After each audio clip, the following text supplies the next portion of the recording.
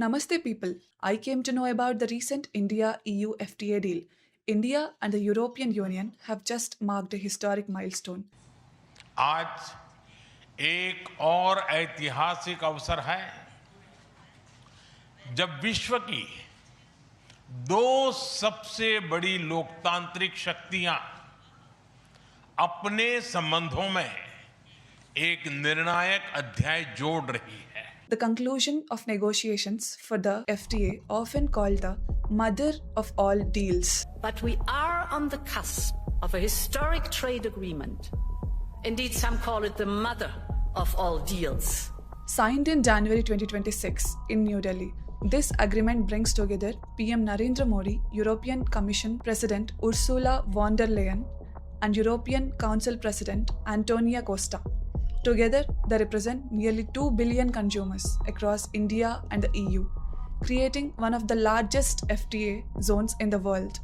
FTA responds to contemporary global challenges while enabling deeper market integration between the world's fourth and the second largest economies. With a combined market estimated at over USD 24 trillion, India's exports to the EU stood at USD 136.5 billion in 2024 to 2025, and the FTA promises unprecedented market access for more than 99% of these exports.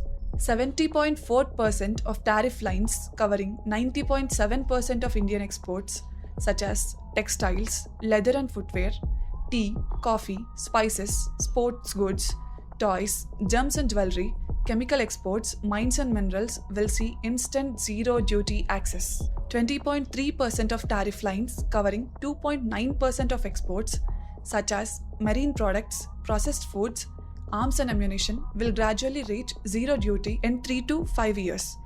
The FTA will turbocharge seafood exports, empowering coastal communities in Andhra Pradesh, Gujarat, Kerala, and India's blue economy.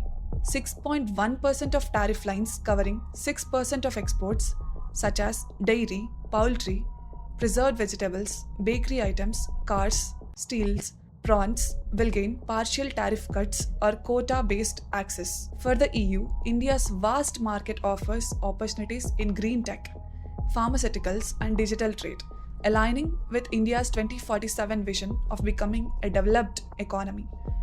The FTA establishes an assured regime for temporary entry and stay for professionals, including business visitors, intra-corporate transferees, contractual service suppliers, and independent professionals. Through a comprehensive mobility framework, India strengthens its position as a global hub for talent. The framework eases movement of employees and their spouses and dependents of Indian corporates established in the EU in all service sectors. The FTA is expected to provide a boost to Indian traditional medicine services and practitioners.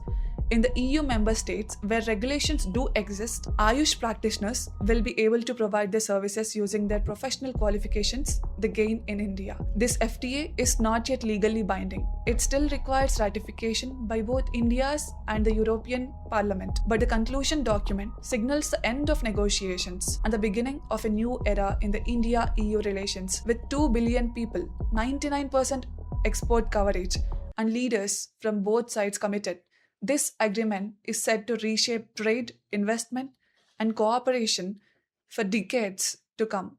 Truly a historic moment for India and the European Union.